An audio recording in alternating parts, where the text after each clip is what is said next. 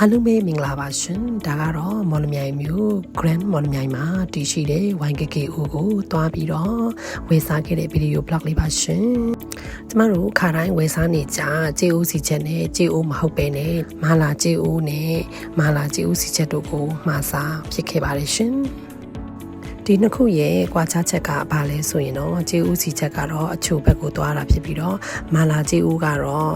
အဆက်ဘက်ကိုတွားတာဖြစ်ပါတယ်ရှင်ကျမအမြင်ရပြောမယ်ဆိုရင်တော့မာလာ JOC ချက်နဲ့ JOC ချက်တို့ဟာ JOC ချက်ကစားလို့ပိုကောင်းပါတယ်ရှင်ဒါပေမဲ့ဘာပဲဖြစ်ဖြစ် YKKO ဆိုတဲ့အတိုင်းပဲသူ့ရဲ့ရတာကတော့တိမိမိနဲ့စားလို့ကောင်းခဲ့ပါတယ်ရှင်ကျမတို့မှာစားဖြစ်ခဲ့တဲ့မာလာ JO ကိုလည်းကုံအောင်ကျမစားခဲ့ပါတယ်ရှင်အော်ထူးခြားတာလေးတစ်ခုပြောပြပါဦးမယ်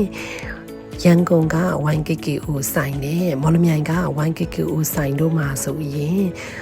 မော်လမြိုင်က YKKO ကတငယ်တွေကမချောပါဘူးရှင်ကျမကြိုက်ခဲ့တာမရှိပါဘူးရှင်ရန်ကုန်က YKKO ကတငယ်တွေကအစင်ဘလို့မိမိုက်တိမိလဲဆိုတာပြောစရာမလိုခေါ်စားအပြူဆိုတဲ့အတိုင်းပါပဲရှင်ကျမပြောခဲ့တာတွေကကျမစပြီးတော့ပြောတာပါရှင်အတီးပြောတာမဟုတ်ပါဘူးရှင်ဘွေလည်းမယူပါနဲ့ရှင်ဟုတ်ကဲ့ပါအဆုံးလေးကြည့်ရှုပေးတဲ့အားလုံးကိုကျေးဇူးတင်ပါတယ်ရှင်မော်လမြိုင်မှာ YKKO ဆိုင်ရှိတယ်ဆိုတော့မမေ့နဲ့နော်သစားလိုက်ပါအောင်ရှင်ဘိုင်ဘိုင်